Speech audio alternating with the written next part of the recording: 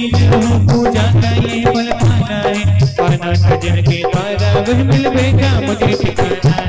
ओम भूवष्टोत्तर शताचार्य श्री विद्यासागर श्री मुनीन्द्र हो महामोक्ष फल प्राप्त है फलम नरोपामिति हमको पाने में निश्चित कैसा अलमस्त रहा, चारों गतियों की ठोकर को खाने में ही अभ्यस्त रहा। मैं हूँ स्वतंत्र क्या था दृष्टा मेरा पर से क्या नाता है, कैसे नर्क पद पा जाऊं ये अरुण भावना बाता है।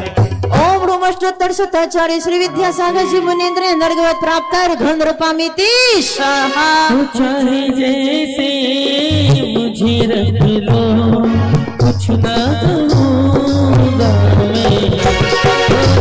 जैसे मुझे रख लो कुछ ना कहूँगा मैं। वो तेरा ही था, तेरा ही हो, तेरा रहूँगा मैं।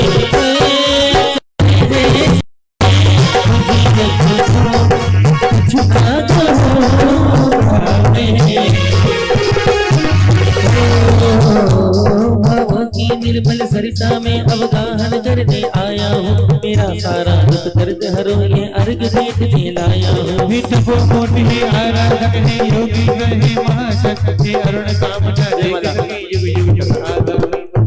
ओम भूवष्टोत्तर शताचार्य श्री विद्यासागर श्री मुनीन्द्र जयमाला पुण्य अर्घम नरोपामिति बोलिए परम पूज्य ज्येष्ठ श्री श्रीयापक श्रमण पूज्य मुनि श्री समय सागर जी महाराज की जय करा गुरुदेव का। ये गुरु चरणों में गर्ग लेकर चल रहे हैं। गंगा जमुना में जब तक के पानी रहे, आइए अपने दोनों हाथों को उठाने का पूरी भक्ति के साथ।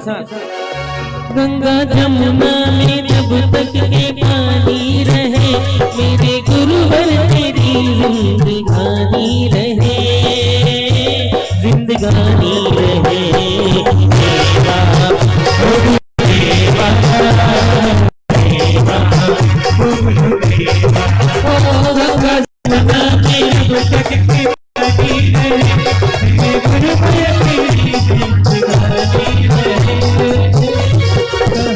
दोनों हाथ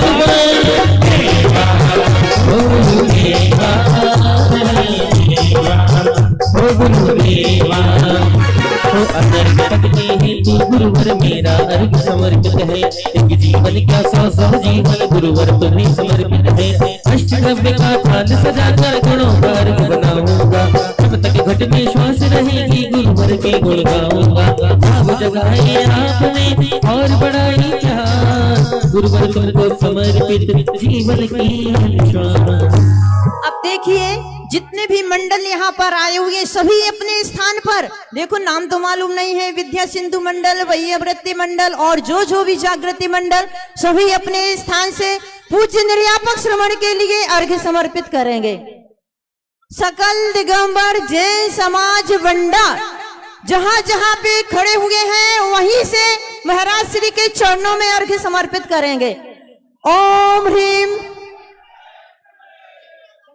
चक्राघाट सागर अथवा सागर से जो भी आए हो, सकल जैन समाज सागर सभी यहाँ पर जो आए हुए हैं अपने अपने स्थान पर खड़े होके अर्घ्य समर्पित करेंगे। पारसनाथ दिगंबर जैन मंदिर बीच का मंदिर चक्राघाट सागर वाले भी द्रव्य लेकर के आए हैं, वो भी अर्घ्य समर्पित करेंगे। द्रव्य बाद में सौंपेंगे, अभी अपना अर्घ्य अकेला चढ़ाएंगे, द्रव्य तो बाद में देंगे। ओम ह्रूम ज्येष्ठ श्रेष्ठ निर्यापक श्रवण श्री समय सागर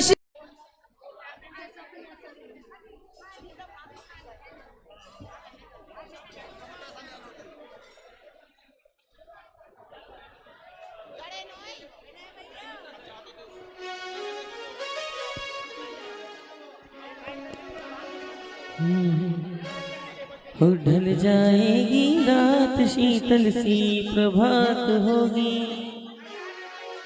गुरुवर जो आए हैं कोई ना कोई बात होगी। फिर होगा क्या क्या पता क्या खबर, फिर होगा क्या क्या पता क्या खबर। ढल जाएगी रात शीतल सी प्रभात होगी, गुरुवर जो आए हैं कोई ना कोई बात होगी। फिर होगा क्या क्या पता क्या खबर, और फिर होगा क्या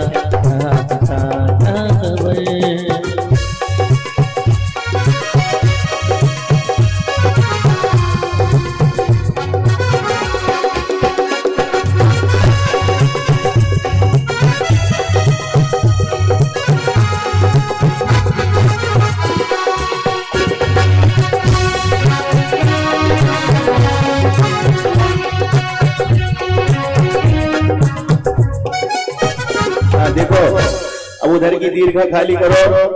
जो भी बिना सोले वाले उस तरफ बैठे हैं वो सब इस तरफ आ जाओ, वो पूरी दीर्घा खाली कर दो। इन इंद्राणी भी वहां से हटो, अब टेबल भी हटाओ जल्दी 2 मिनट के अंदर। और सोले वाले पूरा 16 बनाए रखें, किसी को छुएंगे नहीं। अष्टदेवियां भी 16 बदल के आए, 16 बदल के आओ सब।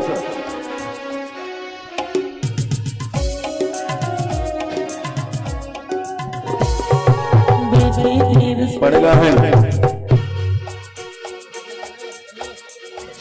वो तो कर दिया, सब तो कर दिया, और क्या करना है? जल्दी करो, करना हो तो जल्दी बदल के आओ। उस तरफ कोई भी बिना सोले वाले नहीं रहेंगे, सब बिना सोले वाले देखो अभी भी खड़े हैं वहां पर बीच में खड़े हैं वो बिना सोले वाले। सब लोगों को हटाओ वहां से।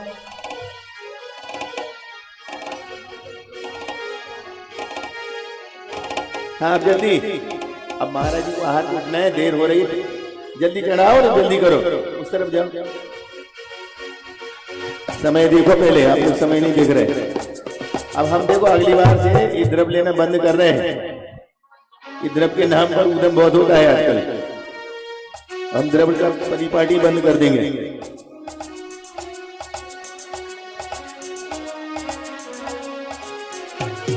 हाँ चक्रघाट वाले जल्दी आशीर्वाद ले लो महाराज जी से, जल्दी जल्दी खाली करो।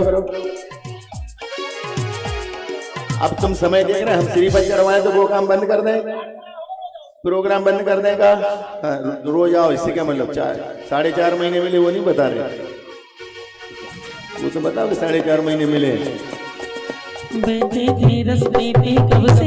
देखो आगे की क्रिया बाधित हो रही है, जल्दी करो। कब से आग लगाए, हर आहट में सोचते थे कि गुरुवर आए। ए सुनो, सब लोग जल्दी खाली कर रहे हैं क्या नहीं कर रहे हैं? ये तो सीधे प्रवचन चालू कराते हैं। आज भगवान का आहार नहीं होगा, वो हम मंच पे भीतर करा लेंगे 2 लोगों से। नहीं तो फिर व्यवस्था बताओ, ये कोई बात थोड़ी है, एक ही काम थोड़ी है जो एक काम आप लेके खड़े हो गए। आप लोगों को यदि प्रवचन अकेला सुनना हो तो सुनो, हम भीतर राजा श्याम सोम को पकड़ के भीतर क्रिया करा देते हैं। और क्या करें, व्यवस्था ऐसी रहेगी तो कौन करेगा?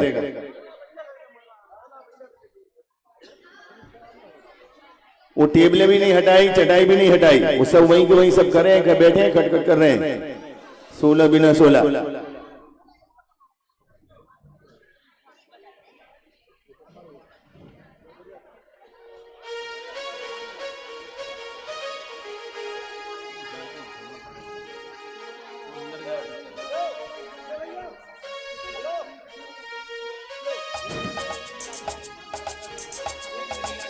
ये देखो, ये कहा बीच में घुस गए पेंट शर्ट वाले, इधर भी हो गया शुरू। तुम लोग अपने आप बच के नहीं रह सकते, कुछ भी खुद ही छिपने को आ रहे।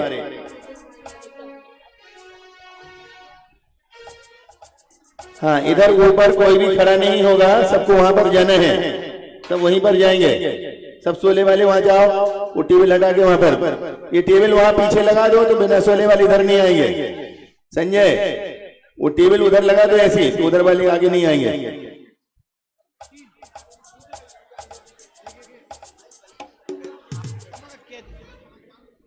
हाँ इधर वाले सब सोले वाले पहुंचो नीचे, नीचे पहुंचो। उधर जमीन में बैठना, कोई चटाई पर नहीं बैठना।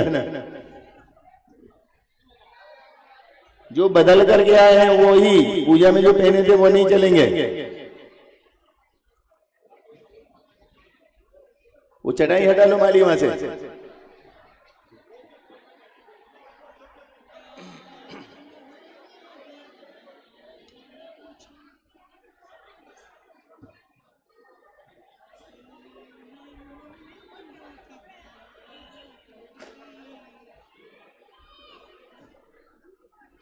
हाँ इधर वाले सोले वाले उतरो, जल्दी पहुंचो अपने उधर।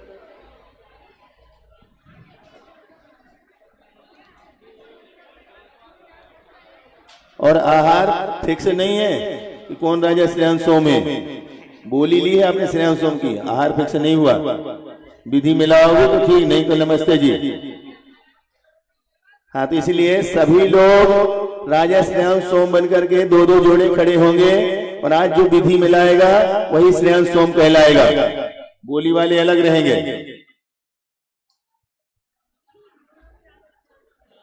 और राजा श्रेयांश सोम बन करके सबको खड़े होना है। परिवार वाले मिक्सिंग नहीं करेंगे, वो अलग होंगे खड़े। हाँ, सबकी जोड़ी बना के तुम जाके वहां बिना बोले सबको कराया। इधर महाराज जी जो अपन देखना शुरू करते हैं। आज प्रसंग के अनुसार आपको महाराज जी से कुछ विधि सीखने का भी अवसर मिलेगा। इसलिए हम परम पूज्य प्रशस्त सागर महाराज जी से प्रार्थना करते हैं कि हमको आहार की प्रशस्त चर्या सिखाने की कृपा करें। परम पूज्य प्रशस्त सागर जी।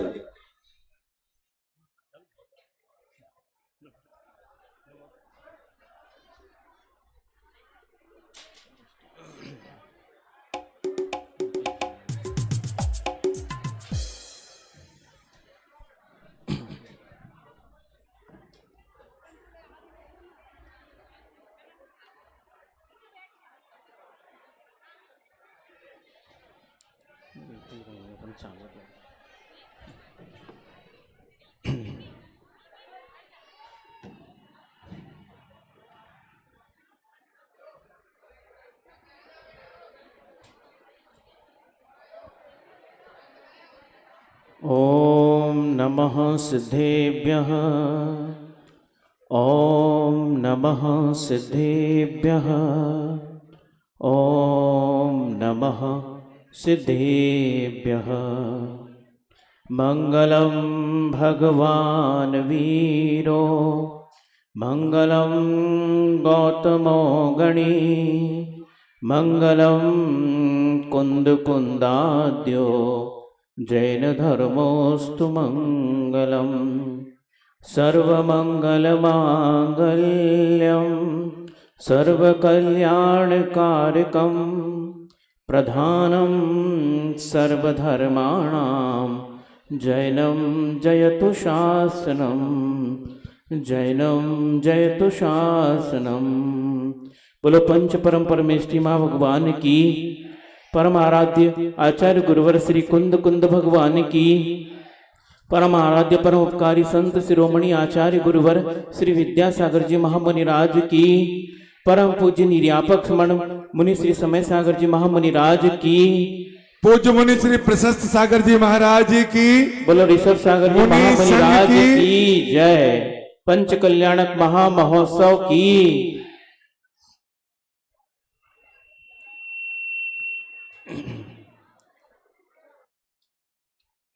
आप लोग ध्यान से सुनिए।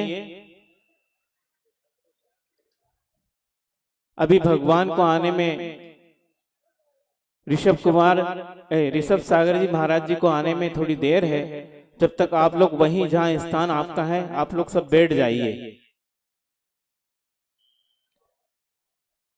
और ध्यान से सुनिए कि कल दोपहर से प्रभु जो है हमारी पार्टी के सदस्य बन गए हैं। पंच कल्याणक के 5 दिनों में 2.5 दिन तो प्रभु आपकी पार्टी के सदस्य और नेता होते हैं। वे भी जिस प्रकार संसार में आप आमोद प्रमोद करते हैं उसी प्रकार आपके बीच रहकर वे भी पंचेंद्रिय के विषयों को भोग कर अपने जीवन को आमोद प्रमोद में बिताते हैं। इसीलिए गर्भ कल्याणक, जन्म कल्याणक और तप कल्याणक का आधा दिवस जब तक वह समस्त संसार के भोगों को छोड़कर वन की ओर गमन नहीं करते हैं तब तक वह आपकी पार्टी के सदस्य होते हैं और आपके साथ ही हिलमिल कर रहते हैं और आमोद प्रमोद में अपना जीवन बिताते हैं। लेकिन जब उन्हें वैराग्य हो जाता है और वह वन की ओर गमन कर जाते हैं और अपने हाथों से पंचमुष्टि केशलुष करके महाव्रतों को अंगीकार करते हैं, उसी वक्त से वे हमारी पार्टी के सदस्य और केवल सदस्य नहीं, वो हमारी पार्टी के अग्रणी नेता बन जाते हैं। क्योंकि दीक्षित होते ही उन्हें कितनी रिद्धियां होती हैं?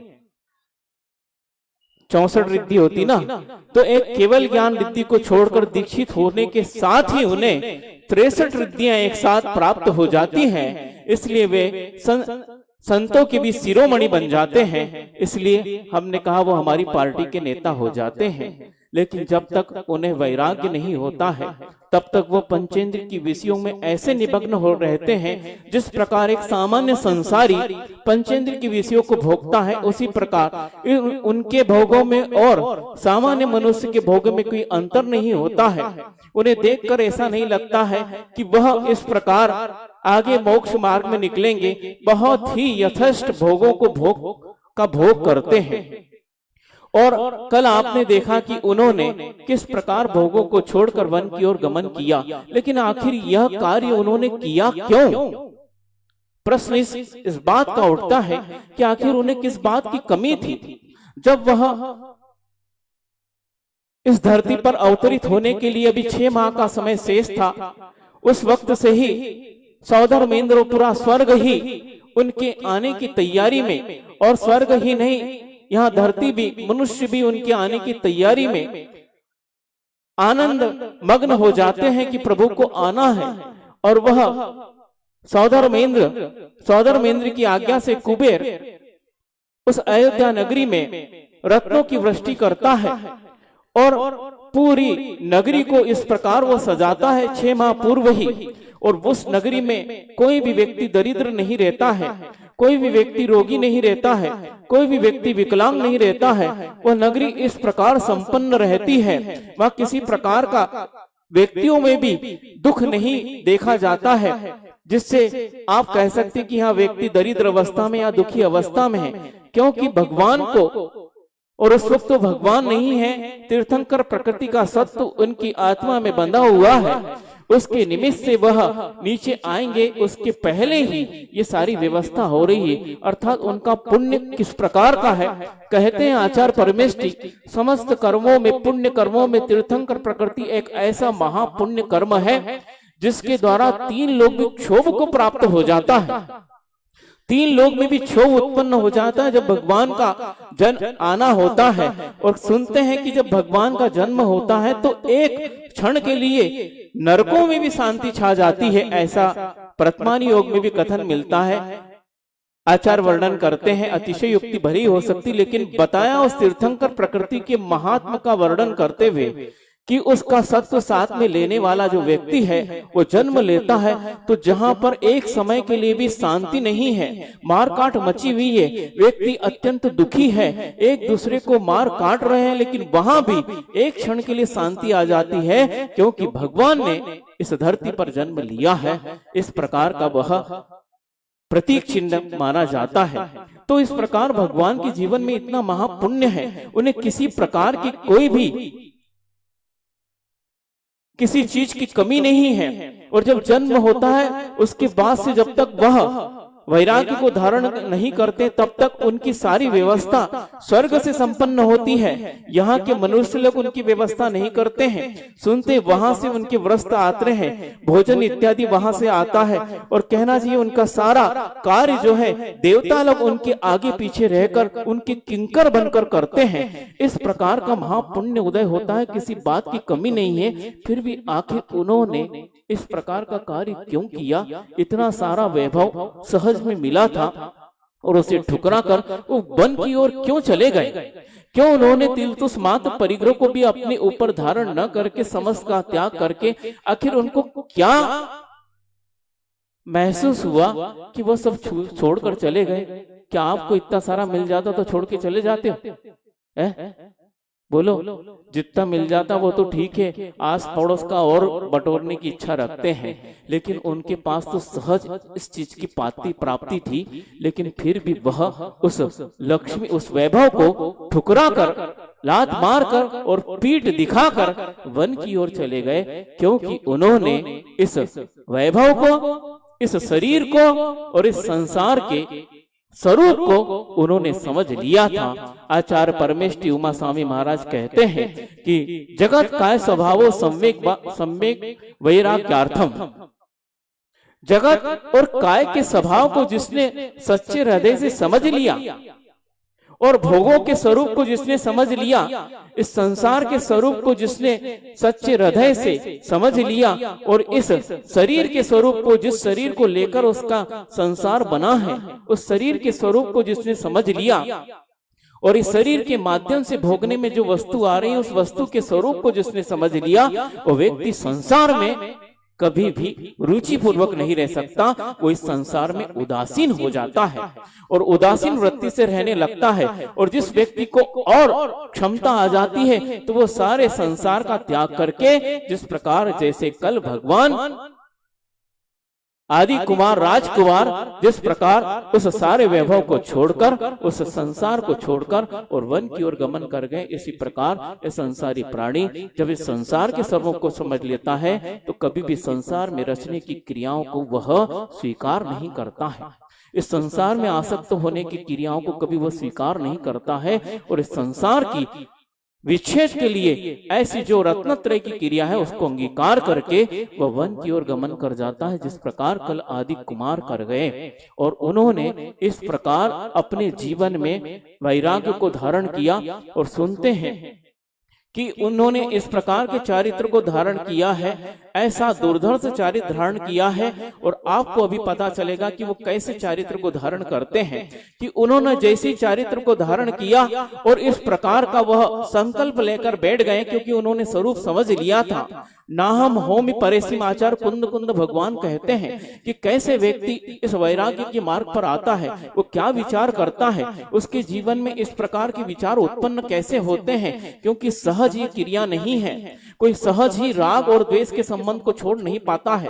और पूज्य कल महाराज जी ने आपको बताया था कि वस्तुतः द्वेष के संबंध छोड़ना तो बहुत सरल है, कांटे से कोई भी अप्रीति कर सकता है और उसे छोड़ देता है, लेकिन फूल से अप्रीति करना बहुत कठिन है। फूल से बहुत राग होता है, इसी प्रकार राग के संबंधों को छोड़ना बहुत कठिन है। और भगवान के पास तो ऐसा कोई द्वेष का संबंध नहीं था। उनको तो देखकर उनके पास ऐसी ऐसी पुण्य प्रकृतियां थी, सुभग, आदेय और यश कीर्ति, इस प्रकार जितनी भी पुण्य प्रकृतियां हैं वह बहुत ही उत्कृष्ट अनुभाग के साथ उनके जीवन में प्रति समय उदित होकर आ रही थी। और प्रत्येक व्यक्ति उनको देखकर बिल्कुल क्या होता, पागल। आप जैसे आचार परमेष्ठी जिधर से निकलते हैं लोग क्या हो जाते हैं, बोलो ना, क्या हो जाते हो? पागल हो जाते हो, मतलब ग्वालियर या इंदौर में भर्ती कराने लायक हो जाते हो? नहीं, ऐसे पागल नहीं। कैसे पागल? दीवाने हो जाते हैं। उसी प्रकार तीर्थंकर जब संसार में रहते हैं उनको देखकर सारे लोग दीवाने हो जाते हैं। कोई उन्हें छोड़ना नहीं चाहता है, सब उनसे राग करते, कोई द्वेष नहीं कर सकता। इस प्रकार के उनके पुण्य का उदय है, लेकिन उनको भी वो छोड़कर निकल गए। क्यों निकल गए? क्योंकि आचार्य भगवान कुंद कुंद स्वामी कहते हैं उन्होंने वो विचार किया, नाहम होमि परेसिम, न मैं परे नति मज्ज में किंची, यदि निश्चिदो जिदेंदो जादो जद जाद रूप धरो। वही व्यक्ति यथाजात रूप को ग्रहण कर सकता है। यथाजात अर्थात जात का अर्थ होता जन्म। जिस वक्त बालक का जन्म होता है उस वक्त वह जिस अवस्था में होता है, किस अवस्था में होता है? बहुत अच्छे अच्छे सुंदर कपड़े, कुंडल और क्या अच्छी सोने इत्यादि की माला इत्यादि पहनकर जन्म लेता है ना। किसी ने देखा बालक को जन्म लेते? क्यों? जहां से आ रहा है कुछ लेके नहीं आता है? कोई नहीं लेके आता। कैसे आता है? जैसे भगवान होते हैं, जैसे आपके सामने ये मुनिराज बैठे हैं, वैसे ही उस बालक का बिल्कुल नग्न निगंधर रूप में जन्म होता है। उसको यथाजात रूप कहा जाता है। जिस प्रकार जन्म होते वक्त व्यक्ति का रूप होता है, उसी रूप को लेकर जो है व्यक्ति पैदा होता है। लेकिन जब धीरे धीरे बड़ा होता है, उस वक्त बालक अवस्था में उसके जीवन में काम, क्रोध, मद मात्सर्य होते तो हैं, लेकिन वो प्रकट अवस्था में नहीं होते हैं। और जैसे जैसे ही वह बड़ा होता है और उसके मन में ये काम, क्रोध आदि का मेल बढ़ता चला जाता है। आप लोग भजन सुनते ना, भजन नहीं, वो शायद गाना है ना, बहुत पुराना, आप लोगों ने सुना होगा। क्या? बच्चे मन के सच्चे, सारी जग की आंख के तारे। और जैसे जैसे ये बड़े होते हैं उन पे उनके मन पर क्या चढ़ता है?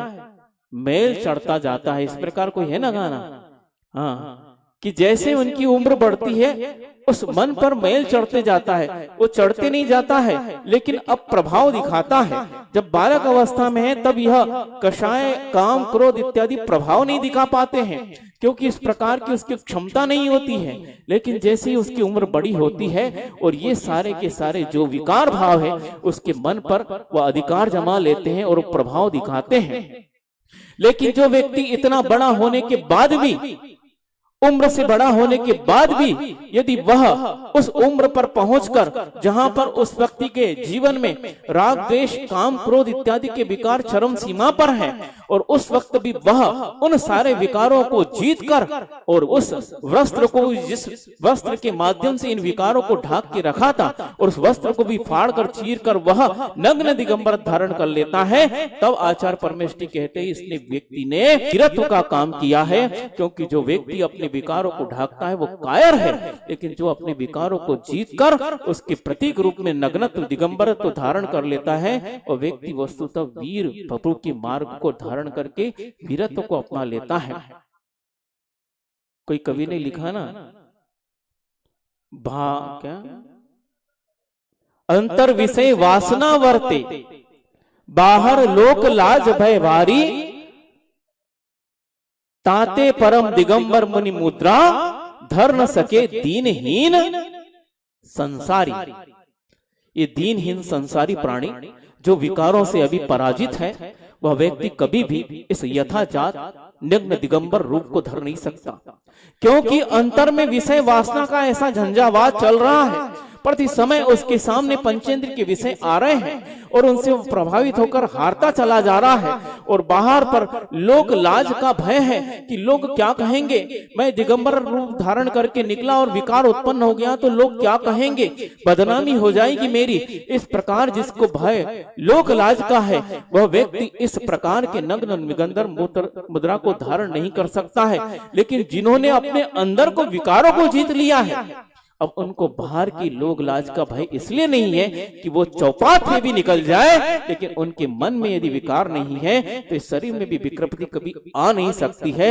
ये इस बात का प्रतीक है कि वह इस चौपाट पे भी, चौराहे पर भी दिगंबर होकर विहार करते हैं और निर्भय होकर विहार करते हैं। अब किसी प्रकार की लोक लाज का उन्हें डर नहीं है, क्योंकि वह दीनहीन नहीं है। और ये संसारी प्राणी दीनहीन इसलिए है क्योंकि विषयों का भी गुलाम है। जिसने अपने मन को गुलाम बना लिया वह व्यक्ति इस संसार को भी जीत लेता है, लेकिन जो मन का गुलाम बन गया वो इस संसार की प्रत्येक वस्तु से हार जाता है, क्योंकि प्रत्येक वस्तु उसको प्रभावित करती रहती है। तो प्रभु ने कल इस स्वरूप को समझ लिया था, ना हम होम परेसी, मेरा यहाँ इस संसार में रक्ति मात्र भी, अणु मात्र भी मेरा यहाँ कुछ नहीं है। चाहे वो अचेतन पदार्थ हो, चाहे चेतन पदार्थ हो, चाहे मेरे माता पिता हो, भाई बहन हो, जिन्होंने मुझे जन्म दिया, जिन्होंने मुझे पाला, जो मेरे साथ खेले हैं, इस प्रकार होने के बाद भी वह मेरे साथ नहीं जाते। मैं अकेला आया हूं और अकेला चला जाऊंगा।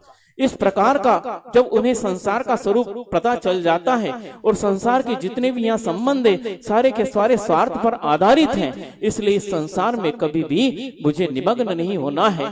कर्म के कारण निमग्न हो गया हूँ, लेकिन आज मुझे नीलांजना की मृत्यु के बाद ये समझ में आ गया है कि कोई भी यहाँ शाश्वत नहीं है। जब देवों का शरीर भी शाश्वत नहीं है, जिन्हें अमर कहा जाता है, तो मैं तो मर्त्यलोक में पैदा हुआ हूँ, ये मेरा शरीर शाश्वत कैसे हो सकता है।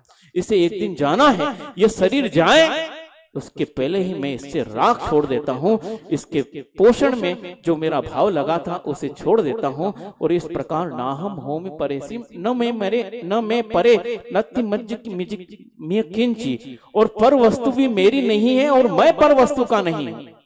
संसार में व्यक्ति पर वस्तु को अपना बनाता है और अपने को पर वस्तु का, मैं आपका हूँ, आप मेरे हैं, इस प्रकार का भाव संसारी व्यक्ति के आता है। लेकिन जो संसार का स्वरूप समझ लेता है, न आप मेरे हैं न मैं आपका हूं, इस प्रकार जो निश्चित मति को धारण करता है वो व्यक्ति पंचेंद्रिय को जीतकर यथाजात रूप को धारण कर लेता है और समझ जाता है इस संसार में यदि कोई है भी अपना तो कौन है, संसारी व्यक्ति तो अपना नहीं है, लेकिन संसार में रहकर जो संसार के विच्छेद के लिए क्रिया कर रहे हैं, ऐसे पंच परमेष्टि जो क्रिया कर चुके हैं, ऐसे सिद्धत्व को प्राप्त परमेष्टि, और जो अभी उस लाइन में बिल्कुल प्रत्याशक्ति को लेकर निकट में है, ऐसे अनंत परमेष्टि, और जो उस मार्ग पर चल रहे ऐसे आचार उपाध्याय और साधु पंथ परमेष्टि, ये 5 परमेष्टि ही मेरे लिए शरणभूत है इस संसार में, और यही मुझे इस संसार से तिरा सकते हैं। इनकी भक्ति, इनकी श्रद्धा और इनके प्रति पूजन अर्चन, ये मुझे इस संसार से पार ले जा सकते हैं। इस प्रकार की निश्चित मति उसकी हो जाती है। घंटी बज गई है और प्रभु के आने का टाइम हो गया। इस प्रकार चतुर्थ काल में ऐसी घंटी नहीं बजती थी। सुन रहे हो? ये घंटी इसलिए बजी क्योंकि आज के श्रावक सोए पड़े रहते हैं 8-8, 9-9, 10-10 बजे तक, इसलिए ये आपको बजा के बताएं कि भैया मुनिराज की चर्या का समय हो गया, आप थोड़ा जागृत हो जाइए। और इस प्रकार उन आदि वृषभ सागर महाराज जी ने और निकल भी गए हैं। देखिए आपके सामने कि उन्होंने 6 महीने का योग धारण किया, और 6 महीने का योग धारण करके उन्होंने उपास के माध्यम से अपनी चर्या को निभाते रहे, ध्यान में लीन रहे। लेकिन 6 माह बाद उन्हें इस प्रकार का विकल्प हुआ कि उत्कृष्ट से 6 माह का योग धारण तो कर सकते हैं, लेकिन उसके बाद साथ में पेट भी लगा हुआ है और क्षुधा वेदनी भी परेशान करती है। 6 माह तक तो उस पर विजय प्राप्त की है, लेकिन उसके बाद विजय प्राप्त करना अशक्य हो गया है। इसीलिए वह उस आहार क्रिया के लिए उठते हैं, और मुनिराज आहार क्रिया के लिए उठते हैं। उसके पीछे भी कारण होता है कि वह कभी भी अपने शरीर की पुष्टि के लिए, शरीर के पोषण के लिए, तेज को प्राप्त करने के लिए, शरीर में बल प्राप्त करने के लिए, रसना इंद्रिय की तृप्ति के लिए कभी भी आहार को नहीं उठते हैं। जब भी आहार को उठते हैं तो क्षुधा वेदनी जब सताती है और वह उसका प्रतिकार करना अशक्य हो जाता है, तब वह आहारचर्या के लिए निकलते हैं। और भी कारण बताए हैं वैयावृत्ति की सिद्धि के लिए। यदि स्वयं के शरीर में शक्ति नहीं होगी तो वो दूसरे की वैयावृत्ति कैसे कर पाएंगे। इसलिए वैयावृत्ति की सिद्धि के लिए, स्वाध्याय की सिद्धि के लिए, संयम की सिद्धि के लिए और विशेष तप के लिए आतापन योग, अभ्रावकाश योग और वृक्ष मूल योग, इस प्रकार योग लगाने के लिए विशेष शक्ति की आवश्यकता होती है, तब आहार की क्रिया को ग्रहण करते हैं। इसी प्रकार आदि वृषभ सागर मुनिराज भी, महामुनिराज आहारचर्या को 6 महीने बाद निकले हैं, लेकिन फिर भी उन्हें सुनते हैं कि प्रतिदिन निकलते 6 महीने तक उन्हें आहार का लाभ नहीं हुआ। 6 महीने का तो उपवास हो गया, लेकिन उसके बाद 6 महीने का पुनः प्रतिदिन वह आहार के लिए निकलते थे, लेकिन लाभ नहीं हुआ।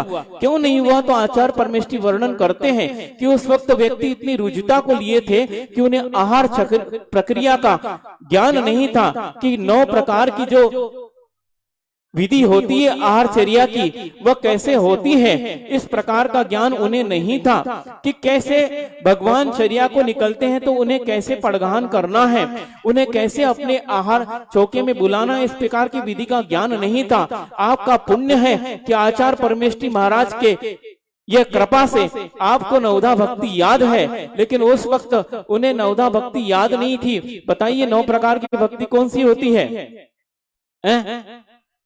याद है? हाँ, पड़गाहन, और पड़गाहन के बाद यदि मुनिराज आ गए तो उच्चासन, और उसके बाद उनके पादों का प्रक्षालन करके गंधोदक सिर पे लगाना, उसके बाद उनकी पूजा, उसके बाद नमस्कार, फिर मन की शुद्धि, वचन की शुद्धि, काय की शुद्धि और आहार की शुद्धि। इस प्रकार 9 प्रकार की जो विधि है उसी विधि से मुनिराज पड़कते हैं, लेकिन उस वक्त श्रावकों को पता नहीं था। और ऐसा वर्णन जिनसेन महाराज जी करते, बहुत आश्चर्य की बात है कि उस वक्त व्यक्ति कितनी ऋजु प्रकृति के थे, उन्हें ज्ञान नहीं था। उस वक्त जैसे आदि वृषभ सागर मुनिराज आहार के लिए निकलते थे तो व्यक्ति जो है थाल में, ये कि महाराज जी जो है बिल्कुल दरिद्र है, नग्न है, इनके पास फूटी कौड़ी नहीं है, थाल में हीरे जवाहरा सजा कर ले आते थे। मुनिराज जी ये ले लीजिए, आपके पास नहीं है आप इसको ग्रहण कीजिए। कुछ लोग थाली सजा कर ले आते, 6 महीने का उपवास है इसलिए इनको भोजन करना है, भोजन तो करना है लेकिन उसकी विधि क्या है पता नहीं, सीधे थाली सामने ले आते थे। ये 56 प्रकार के भोजन है भगवान, इसको आप ग्रहण कीजिए। अब मुनिराज अपने हाथ से ग्रहण तो करेंगे नहीं, विधि पता नहीं थी। और ये वर्णन मिलता है कि यहां तक उन लोगों ने अपनी अज्ञानता के कारण किया। मुनिराज पहले जो है संसार में थे तो खूब पंचेंद्र की भोग भोगते थे, अब उनके पास कोई है नहीं तो वो अपनी कन्याओं को आगे करके कि ये कन्याएं आपके लिए मैं भेंट करता हूँ, भगवान इसको स्वीकार कीजिए। इस प्रकार उन्होंने 6 माह तक वह मुनिराज नगर में निकलते थे तो इस प्रकार उनको भेंट देते थे। कभी कोई भोजन की भेंट देता था, कभी रत्नों की भेंट देता था, कोई अपनी पुत्रियों को भेंट देने के लिए उनके लिए निवेदन करता था। लेकिन मुनिराज सबको देखकर निकल जाते थे। वह समझते थे मेरे तीव्र अंतराय कर्म का उदय है, इसलिए किसी को विधि ज्ञात नहीं हो रही है, इसलिए मुझे यह भी सहन करना है। और प्रतिदिन 6 माह तक के लिए वह प्रतिदिन उठते थे। कोई कहता है प्रतिदिन उठने की क्या जरूरत है, एक दिन उठ जाते, लेकिन जब तक आहार का लाभ नहीं होगा तब तक वह पुनः अगला योग धारण कैसे करेंगे। इसलिए 6 माह के लिए वह 6 माह तक जब तक आहार नहीं मिला, ऐसी 6 माह की कोई गिनती नहीं थी कि 6 माह मुझे उठना ही है, लेकिन जिस दिन आहार का लाभ होगा उसके दिन बाद पुनः योग। क्योंकि तीर्थंकर जो होते हैं वे वर्धमान चारित्र के धारी होते हैं। वे जो योग एक बार धारण कर लेते हैं उसके बाद उस योग में वृद्धि करेंगे, उसको घटाएंगे नहीं। मान लो आदि सागर मुनिराज ने 6 महीने का प्रथम योग धारण किया तो उसके बाद आहार के बाद पुनः वो 6 माह ही अगला योग धारण करेंगे। ऐसा नहीं कि 1-2 माह का धारण करके पुनः आहार को उठ जाएंगे, ऐसा नहीं, जीवन भर 6-6 माह का उपवास चलेगा। जैसे भगवान महावीर स्वामी जो आपके वर्तमान शासन नायक है, सुनते हैं वो 2 उपवास के साथ उन्होंने दीक्षा धारण की थी और अपने जीवन में वो 2-2 उपवास करते चले गए, 1 आहार और 2 उपवास। उसको बढ़ा भी सकते हैं और बढ़ाया भी होगा, लेकिन कभी कम नहीं किया, क्योंकि वर्धमान चारित्र के धारी होते हैं। इस प्रकार तो पुनः वह 6 महीने तक वह मुनिराज निकलते रहे, लेकिन उन्हें आहार का लाभ नहीं मिला, क्योंकि श्रावकों को ज्ञान नहीं था। और वह आदि ऋषभ सागर मुनिराज भी जो है दीक्षित होते ही मौन हो गए, उन्होंने किसी को विधि का ज्ञान नहीं कराया। अब लोगों को ज्ञान नहीं था तो जिस प्रकार जिसको जो इच्छा होती थी वो उनके सामने निवेदन करता था, लेकिन उस निवेदन को वह स्वीकार नहीं करते थे, क्योंकि ये विधि में नहीं है। और इस प्रकार पुनः आपके सामने निकल रहे हैं आदि सागर महाराज, ऋषभ सागर महाराज जी। लेकिन देखिए होता क्या है कि आप पात्र के गुणों की तो गवेषणा करते हैं कि हमारे यहाँ उत्तम पात्र आना चाहिए, हम उत्तम पात्र को आहार दें, और उनके आहार नहीं होते तो आपके मन में थोड़ा सा खेद उत्पन्न होता है। लेकिन आप नहीं सोचते हम उत्तम दाता हैं कि नहीं। उत्तम पात्र में रत्नत्रय विशुद्ध रूप से होना चाहिए, ये बात है, लेकिन दाता में भी किस प्रकार के गुण होना चाहिए उसका ज्ञान भी आपको होना चाहिए। दाता भी गुणवान होता है, यदि पात्र गुणवान है तो दाता को भी गुणवान होना चाहिए। उस दाता में भी 7 प्रकार के गुण होना चाहिए। और आप ऐसे अतिक्रमण कर लेते हैं, अपने जो आंगन है वहां पर खड़े होना चाहिए, आपका ये गुण भी है, लेकिन अपने आंगन को पार करके दूसरे के आंगन में भी आ जाते हैं और वहां पर आप अतिक्रमण कर लेते हैं। और कई बार आचार परमेष्टि बताते हैं और पूज्य महाराज जी भी कई बार बताते कि उनके साथ भी ऐसी घटना घटित होती है। पड़गान में थी तो 2-4 व्यक्ति रहते हैं, लेकिन परिक्रमा में क्या होता है, चक्रवृद्धि ब्याज जैसे बढ़ता ना, उसी प्रकार 2 के फिर 8, 8 के 16, 16 के 32 और चौके में पहुंच जाते हैं तो पता ही नहीं, संख्या ही नहीं पता चलती। यह आहार की विधि नहीं है बंधुओं, इससे आपको पुण्य का लाभ नहीं होगा और कर्मों की निर्जरा भी नहीं होगी। आहार विधि से देना चाहिए। जिसने पड़गान किया है उसी को उस प्रकार की नवदा भक्ति पूरी हुए बिना आपको आहार का लाभ नहीं मिल सकता है। आप बिना नवदा भक्ति की यदि आहार देंगे तो आप आहार तो दे रहे हैं, आपकी क्रिया तो शुद्ध होगी, लेकिन आपको कर्मों की निर्जरा उस प्रकार नहीं हो पाएगी और न ही दान देने का फल मिल पाएगा। इसलिए आगम में नवदा भक्ति का वर्णन किया गया है। पूर्ण नवदा भक्ति करके ही आपको आहार का लाभ होगा। ये भगवान का पड़गान नहीं हुआ है। श्रावकों ने अज्ञानता के कारण उन मुनिराज को रोक लिया है जबरदस्ती। और वो क्या करें, जब रास्ता नहीं मिलेगा तो जाएंगे कहाँ, और वो परिक्रमा लगाने लगे। लेकिन जैसी रास्ता मिला वो विहार कर गए, क्योंकि ये विधि नहीं थी। विधि मिलाना जरूरी है। और ऐसे 1-2 दिन नहीं 6 माह तक श्रावक विधि नहीं मिला पाए। और भगवान जो है गांव पे गांव विहार करते रहे। और सुनिए, विहार करते करते वे हस्तिनापुर के नगर के बाहर उद्यान में आकर ठहरे और उस वक्त एक आश्चर्यकारी घटना हुई कि जब वह शाम को विहार करते हुए उद्यान में आके ठहरे तो उसी वक्त राजा श्रेयांश और राजा सोम को उनके परिवार में एक ऐसा महा उत्सव हुआ कि राजा श्रेयांश ने हो गया नहीं हुआ अभी सोदर इंद्र परिवार, ये तो गलत बात है। देव सुनो, तुम्हें तो पड़घान का अधिकार ही नहीं है। कल पूज्य बड़े महाराज जी ने आपको बताया था कि आप भगवान के साथ संसार अवस्था में तो रह सकते हैं, उनकी सारी क्रियाओं को कर सकते हैं क्योंकि आपने वह कार्य किया है, लेकिन उसके बाद जब भगवान संयम को धारण कर लेते हैं तो दूर से बैठकर आप भक्ति कर सकते हो, तांडव नृत्य कर सकते हो, उनके करीब जाकर उनकी क्रियाओं में अनुभाग नहीं ले सकते हो क्योंकि आपके पास संयम का लेश मात्र भी नहीं है। जो व्यक्ति संयम को धारण कर सकता है वे भगवान की क्रियाओं को संपन्न कर सकते हैं, लेकिन जिसके पास संयम का अंग भी नहीं है और स्वप्न में भी वह संयम धारण नहीं कर सकते हैं, उन्हें इस प्रकार की क्रियाओं को करने का अधिकार नहीं है।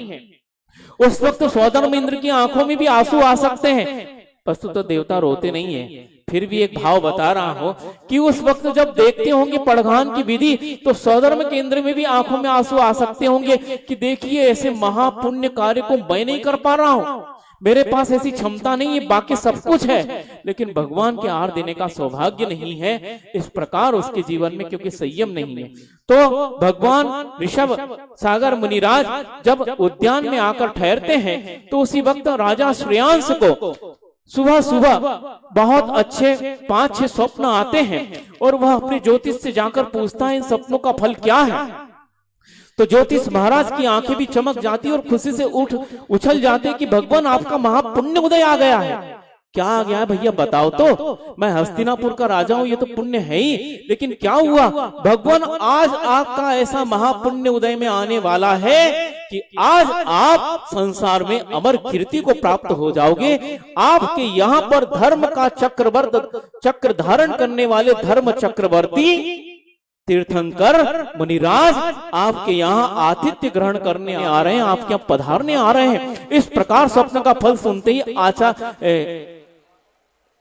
राजा श्रेयांश और सोम की आंखों में हर्षाश्रु उठाते हैं कि देखिए मेरा भी ऐसे महापुण्य का उदय आया है। और राजा श्रेयांश उस व्यक्ति को कि यहाँ पर ऐसे ऐसे महा व्यक्तित्व पड़े हैं, चक्रवर्ती जैसा जिसने 6 खंडों को पराजित किया था, और राजा श्रेयांश भी उस चक्रवर्ती के अंडर में रहने वाला एक मांडलिक राजा है, लेकिन उसको चक्रवर्ती को उसके स्वामी को वह लाभ नहीं हुआ।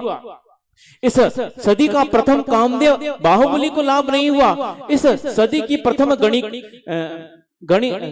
गणिनी बनने वाली जो ब्राह्मणी और सुंदरी है, जिन्होंने इस युग में प्रथम स्त्री होकर आजीवन ब्रह्मचर्य को धारण किया, ऐसे ब्राह्मणी और सुंदरी को भी वो सौभाग्य नहीं मिला। और यहाँ तक उनकी माता और पिता नाभि राय और मरु देवी को भी यह सौभाग्य नहीं मिला। उनकी पत्नी जो उनको रोज भोजन कराती सी नंदा और सुनंदा, उनको भी इस प्रकार का सौभाग्य नहीं मिला।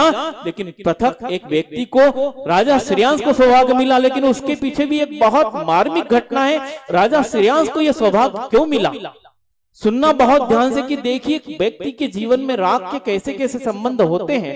इस भाव से पूर्व जब आदिनाथ का भाव था, उससे पूर्व यह श्रेयांश राजा और आदिनाथ भगवान, इससे 10वें भाव पूर्व में एक वज्रजंग नाम का राजा था, और वह राजा था और यह श्रेयांश राजा, उनकी पत्नी श्रीमती नाम की उनकी पटरानी थी। ये दोनों पति पत्नी के संबंध में वहां रहते थे और उन्होंने नवदा भक्ति पूर्वक मुनिराज को आहार दान दिया था। उस आहार दान के फल से उन्होंने उत्तम भोग भूमि की आयु का बंद करके वहां पर उत्पन्न हुए, और क्रम से देखिए राग के संबंध वो दोनों एक दूसरे के आसपास ही पैदा होते थे और उनका आपस में संबंध होता था। और धीरे धीरे करके जब वह आदिनाथ भगवान की पर्याय में आए और वह श्रीमती का जीव जो राजा वज्रजंग था, उनका जीव यह आदि कुमार की पर्याय में आए, और वह श्रीमती का जो जीव था वह राजा श्रेयांस के पर्याय में उत्पन्न हुआ।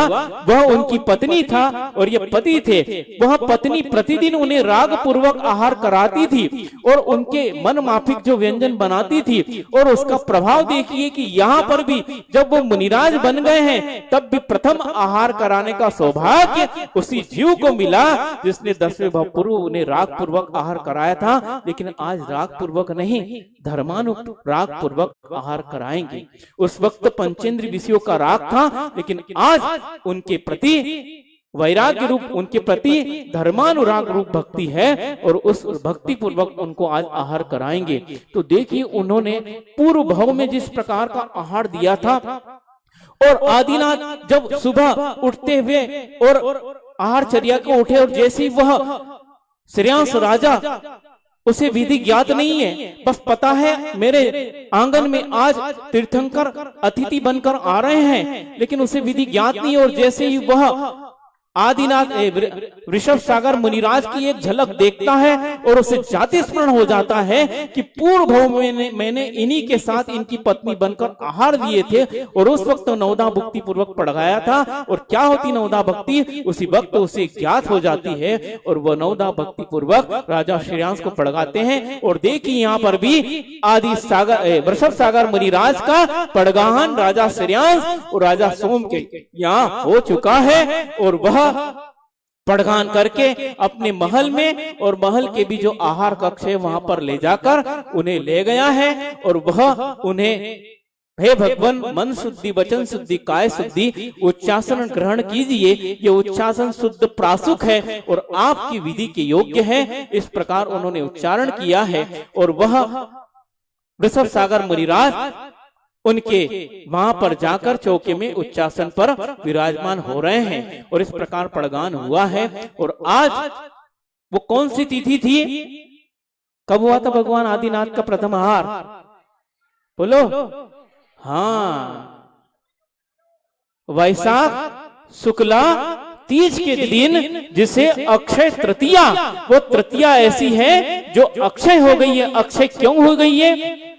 क्योंकि वह मुनिराज जो 63 रिद्धि के धारी हैं और उनके चौके में आने के कारण उस श्रेयांस राजा का चौका उस दिन अक्षीण महानस हो गया था कि उस वक्त यदि चक्रवर्ती का कटक भी भोजन कर जाए और पूरा भरत क्षेत्र और आहार कर जाए तो भी वो आहार खत्म होने वाला नहीं था। इस प्रकार अक्षय उनका चौका बन गया था, इसलिए उसी दिन से वह तृतीया अक्षर तृतीया के नाम से प्रसिद्ध हो गई है। और इस प्रकार उनका आहार होता है। और एक और आश्चर्यकारी घटना सुनिए कि आदिनाथ भगवान जब उन्हें केवल ज्ञान होगा और केवल ज्ञान के बाद जब प्रथम उनकी देशना खिलेगी तब धर्म तीर्थ की प्रवृत्ति होगी और वह धर्म तीर्थंकर कहलाएंगे। लेकिन उससे पहले ही एक तीर्थंकर और उत्पन्न हो गए थे। कौन? उसके पहले ही भगवान आदिनाथ को केवल ज्ञान जब होगा उसके बाद उनकी जब देशना खिलेगी तब धर्म तीर्थ की प्रवृत्ति होंगी और वह धर्म तीर्थंकर कहलाएंगे। लेकिन उसके पहले अक्षय तृतीया के दिन राजा श्रेयांस और राजा सोम ने जब प्रथम मुनिराज को आहार दिया उसी दिन से दान तीर्थ की प्रवृत्ति हो गई और राजा श्रेयांस और राजा सोम दान तीर्थंकर के रूप में प्रचारित और प्रसिद्ध हो गए, जिनकी आज भी जय जयकार होती है। और आज भी आप उस अक्षय तृतीया को बहुत उत्साह से मनाते हैं क्योंकि आज प्रथम मुनिराज का आहार हुआ था। तो जैसे हम उत्तम पात्र की गवेषणा करते हैं उसी प्रकार दाता को भी उत्तम होना चाहिए कि उसके जीवन में भी 7 गुण होना चाहिए। उसके जीवन में उन पात्र के प्रति अत्यंत श्रद्धा और भक्ति होना चाहिए। श्रद्धा और भक्ति 2 गुण है। और उसके जीवन में संतोष होना चाहिए। संतोष का अर्थ यह है कि वह पड़गान के लिए खड़ा है और मान लो उसके आंगन में यदि वह पात्र नहीं आते हैं तो कभी भी उद्विग्न नहीं होना चाहिए। यदि पड़ोसी के यहाँ आ गए तो मात्सर्य नहीं रखना चाहिए कि उनके यहाँ क्यों आ गए और मेरे यहाँ क्यों नहीं आए, और उसके यहाँ आ गए तो भी कोई बात नहीं, कम से कम इन मुनिराज का आहार तो हो गया है, पड़गान हो गया है, अब उनका आहार भी संपन्न होगा। और बैठकर इस प्रकार की भावना भानी चाहिए कि भगवान इस 3 लोक में तीन लोक में तो नहीं उठेंगे, लेकिन जहां जहां कर्म भूमि की रचना है, जहां जहां पर ऐसे संयमी मुनिराज आहार के लिए उठे हैं, उनका आहार निर्विघ्न निरंतर संपन्न हो जाए, ताकि उनके जीवन में संयम की वृद्धि हो। इस प्रकार के भाव भाना चाहिए। तो संतोष वृत्ति जिसके पास होती वो भाव भाता है, और उसके पास विज्ञान अर्थात विवेक होना चाहिए श्रावक के पास। और आज इस विवेक की बहुत ही कमी है। धक्का मुक्की देकर आहार देने की प्रयास करते हैं। ये धक्का मुक्की से आहार नहीं होता है। धक्का मुक्की से तो फिल्म का, टाकीज का टिकट मिल सकता है। ये फिल्म और टाकीज नहीं है, ये महान क्रिया है। एकदम संतोष के साथ, यदि मान लो नहीं भी देने को मिला लेकिन आप अनुमोदना कर रहे हो, उसका भी उतना ही फल है जितना देने का फल है। ऐसे तिर्यंच जो आहार दान देने के योग्य नहीं होते हैं, वे उस दान की अनुमोदना बाहर से खड़े होकर तिर्यंच भी सुनवा उस दान की अनुमोदना करके उत्तम भोग भूमि का बंद करते। तुम श्रावक अकेले, तुम्हारे इस प्रकार का अधिकार नहीं है। तिर्यंच भी बाहर खड़े होकर उस दान की अनुमोदना, एक गैया आपके दरवाजे पर खड़ी हो मुनिराज का आहार देख रही है, एक कुत्ता खड़ा है वो देख रहा है, आपको पता नहीं वह उस दान की अनुमोदना करते हुए उत्तम भोग भूमि का बंद कर रहा है। इसको लगता है कि हम देंगे तभी होगा। ऐसा नहीं, यदि अनुमोदना भी कर लोगे, शुद्ध मन से करोगे तो उतना ही फल मिलेगा जितना देने में। इसलिए विवेक के साथ आहार दान देना चाहिए। धक्का मुक्की और जबरदस्ती नहीं करना चाहिए। इतनी सारी भीड़ लगा लेते हैं और वहां पर मुनिराज आहार लेने के लिए गए हैं एकदम शांति से, और वो स्वयं मौन वृत्ति धारण करके आहार ले रहे हो, और आप चिल्ला चिल्ला के आहार देते हो। तो क्या होगा? ये दान की प्रक्रिया नहीं। बिल्कुल शांति से जब आप बोलते हैं तो उस वक्त सामान जो आपके हाथ में, आपका मुख से थूक उचटकर उसमें चला जाता है। ये महान अशुद्धि हो गई।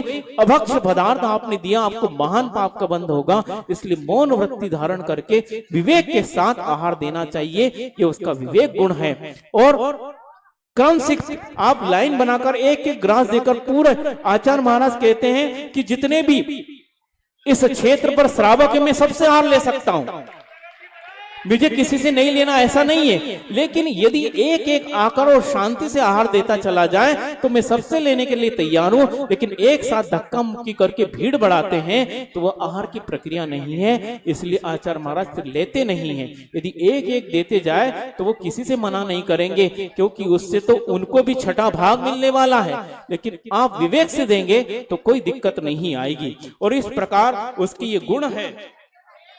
और एक और अलोल्य गुण निर्लोभता, कि श्रावक के पास अलोल्य गुण होता है। और देखते हैं आज भी वो होता है कि श्रावक के चौकी में चले जाते हैं और पूरा आहार होने के बाद, महाराज जी आपने कच्चू नहीं लो, तो क्या कर रहे थे? खड़े खड़े बातें कर रहे थे का? कुछ तो लिया है। लेकिन ये अलोल्य गुण है। क्या है? कि आपने कुछ नहीं लिया और आप कुछ लेते नहीं। भले आप रस मिश्रित भोजन ले रहे हैं, लेकिन आप अपने अलोल्य गुण के कारण कहते हैं आप कुछ ले ही नहीं रहे महाराज जी। इतनी मतलब श्रद्धा भक्ति से हमने अपने लिए भोजन तैयार किया और सोचा था कोई अतिथि आएगा तो इसमें से विभाग करके दे देंगे, लेकिन आप कुछ ले ही नहीं रहे। इस प्रकार अलोल्य गुण और शक्ति एक उसका गुण, जितनी शक्ति होती है उसके साथ दान करता है। इस प्रकार उनके आहार, अब पूजा संपन्न होने वाली है। अब आप बिल्कुल शांति से उनके आहार देखिए। और यह आहार की चर्या भी आपके गुणों के माध्यम से संपन्न। अहिंसा परमो धर्म की जय।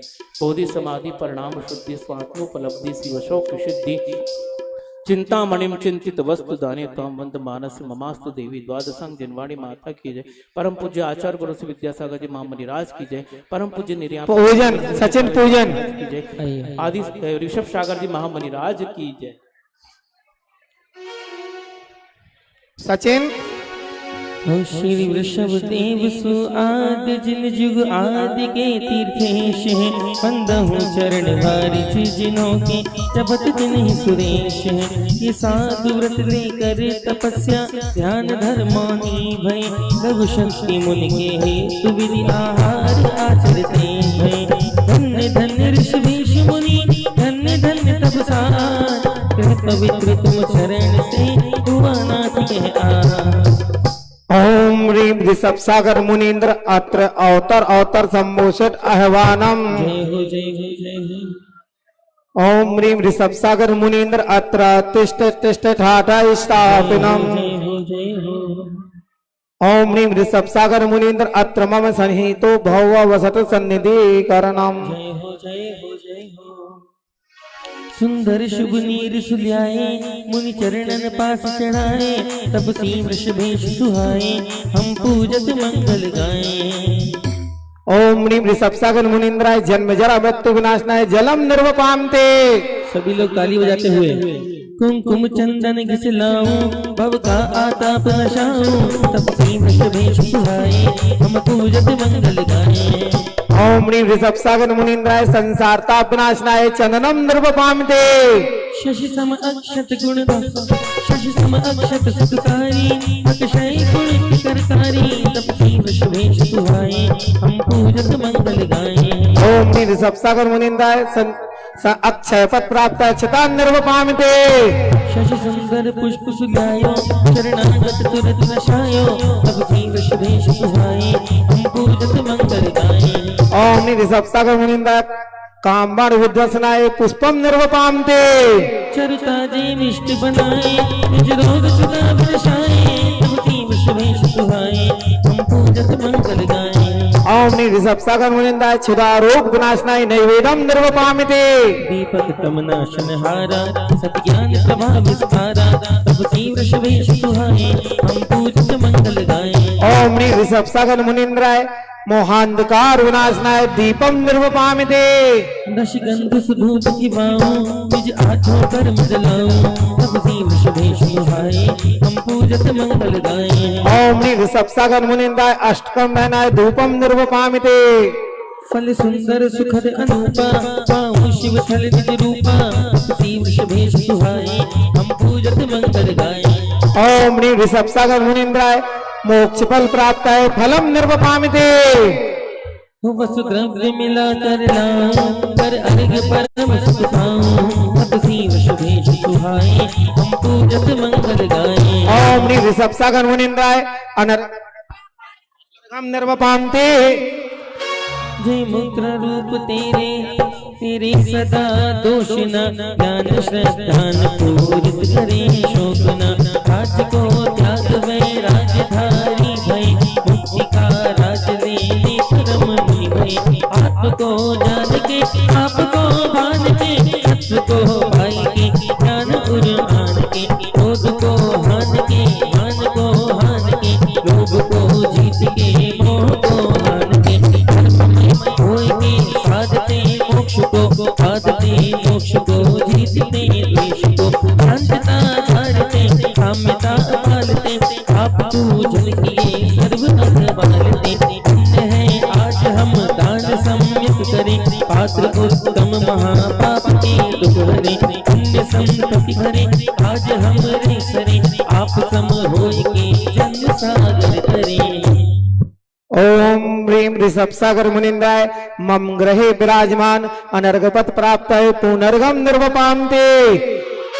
श्री मुनिवर की आशिका लीजे शीश चढ़ाए, भाव भाव के बाट के कटे दुख दूर। नमोस्तु बोलेंगे सभी लोग। हे स्वामी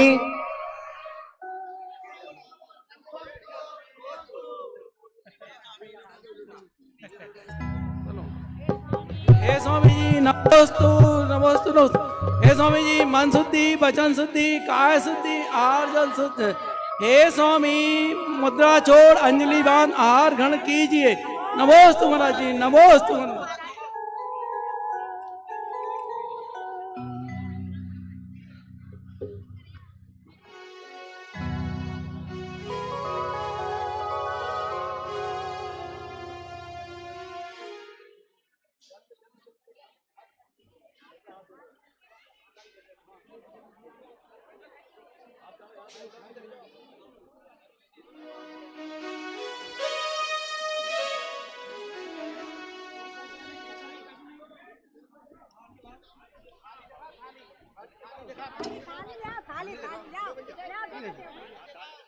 बोलो चलो जय जलेबी किशमिश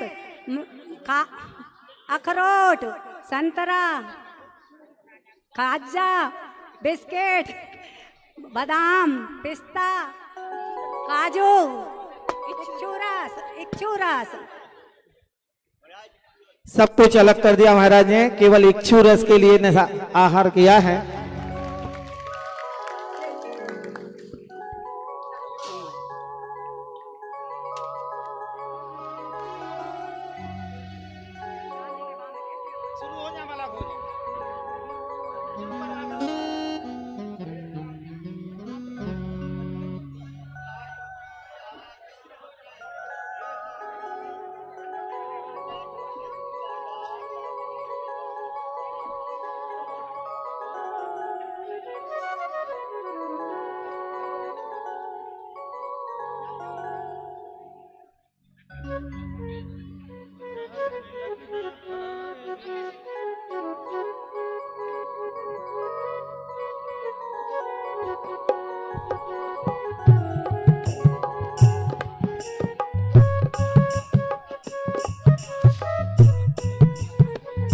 देखो आहार व्यवस्था में एक लाइन से पुरुष वर्ग आएंगे, एक लाइन से महिला वर्ग आएंगे और सामने से आएंगे, शुद्धि बोलकर आएंगे।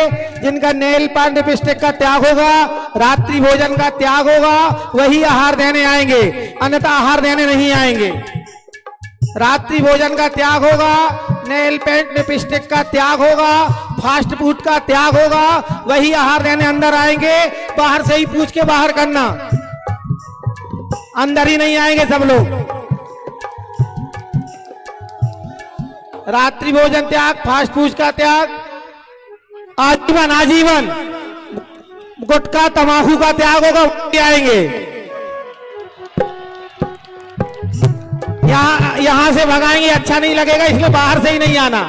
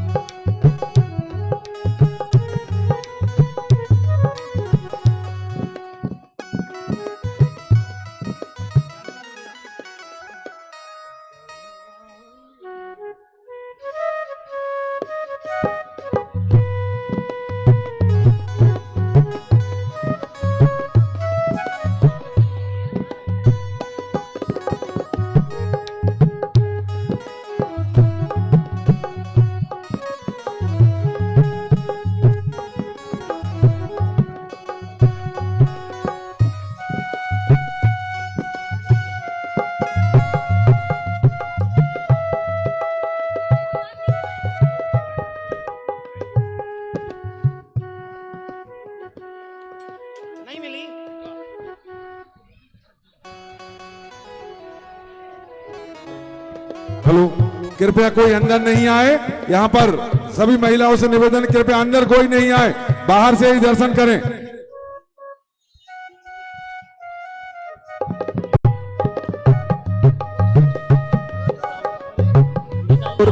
साहेबपुर जैन समाज द्रव्य लेकर आई है आज।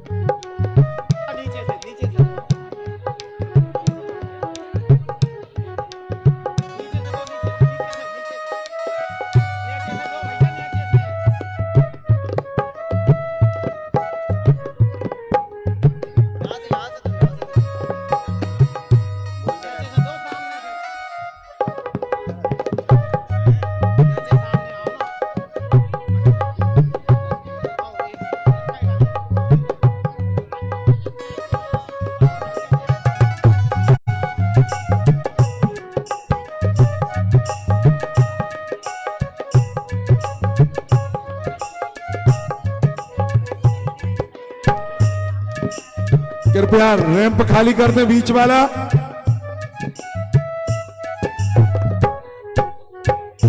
और चौके यहाँ से पीछे से ब्रह्मचारी के अलावा कोई नहीं, जो आएगा उसका आजीवन ब्रह्मचारी होगा। यहाँ से जो आएगा,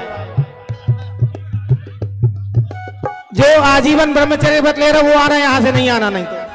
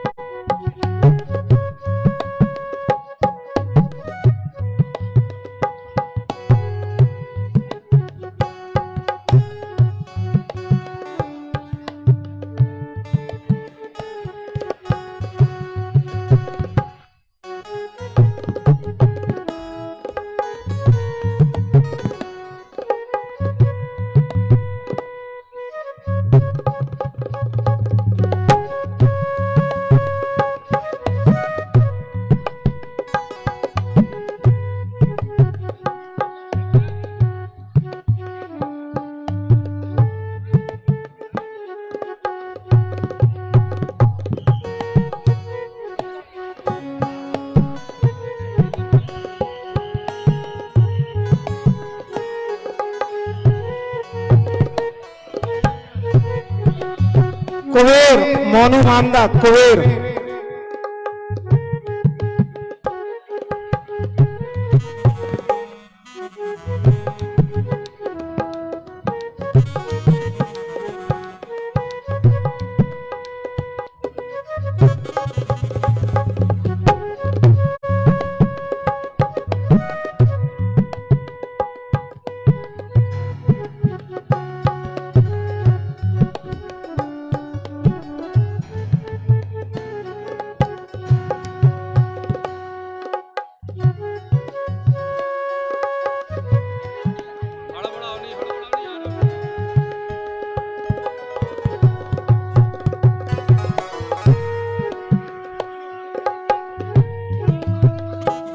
बाहर हो तुम लोग, सब लोग बाहर हो जाओ, केवल आहार वाले सामने से आओ, सभी लोग, सभी निकल जाओ, सामने से आओ सब लोग निकलो, सामने से आओ।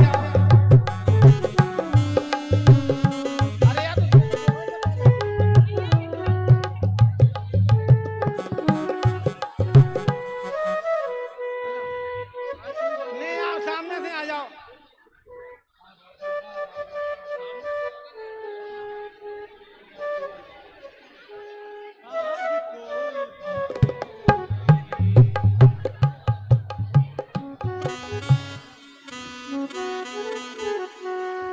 बंद कर दो अभी संगीत। सब घुसा मान नहीं रही ना कौन है, तो काय को आ रही है, तैसे तैसे नहीं आओ आप। अंशुल, अंशुल वैसा किया, मनीष एक बिना 16 वाले यहाँ आ जाओ, बीच में आ जाइयो आप, आ जाओ जल्दी आओ, बीच में कूद के आ जाओ, हाँ आ जाओ बिना 16 वाले।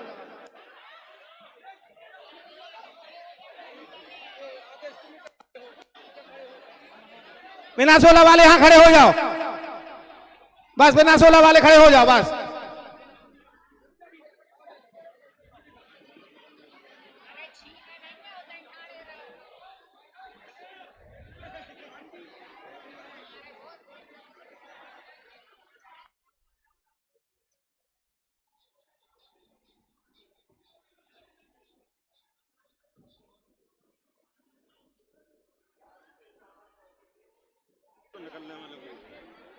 नहीं आने, अब दोपहर में बुलाए हैं हम, अब तो महाराज जी चले गए, महाराज जी चले गए, दोपहर में महाराज जी आए जब नहीं बुला रहा, उनको आहार देवे जाने, महाराज जी संग बे लड़का आए थे, उनके संग 420 वाली महिलाएं आ गई।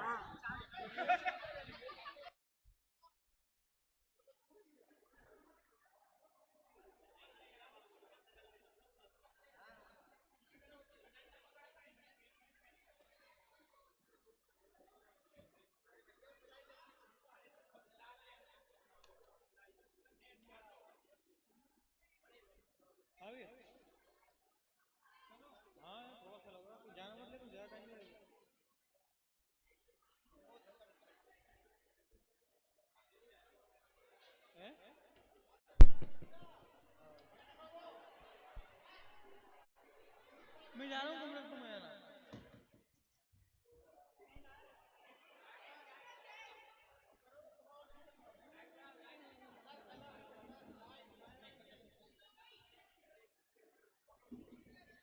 तुझे बंद कर देना,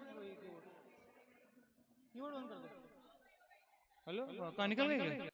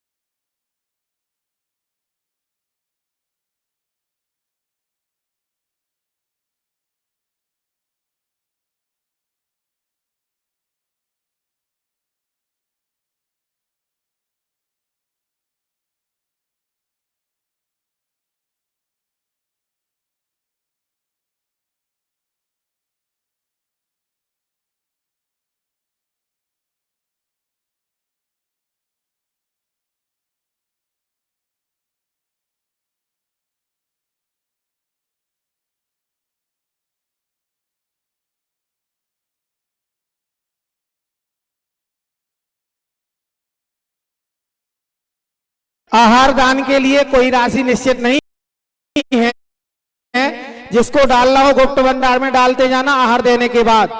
कमेटी की तरफ से कोई भी राशि निश्चित नहीं की गई, ना रसीद कटेगी।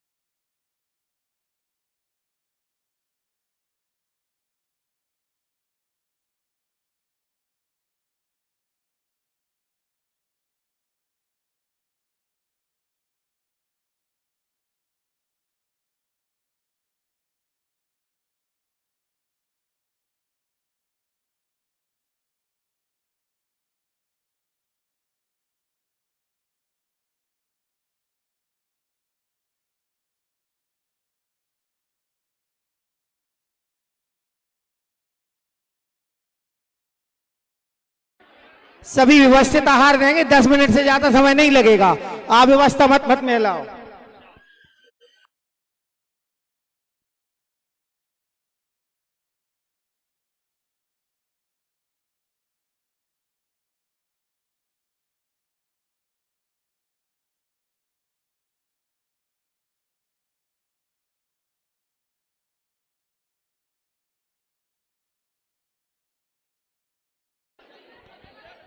नेल पेंट लिपस्टिक का महिलाओं का त्याग, हाथ में कांच की चूड़ी हो वही आना आहार देने, बिना चूड़ी वाली नहीं आना। सिर ढक करके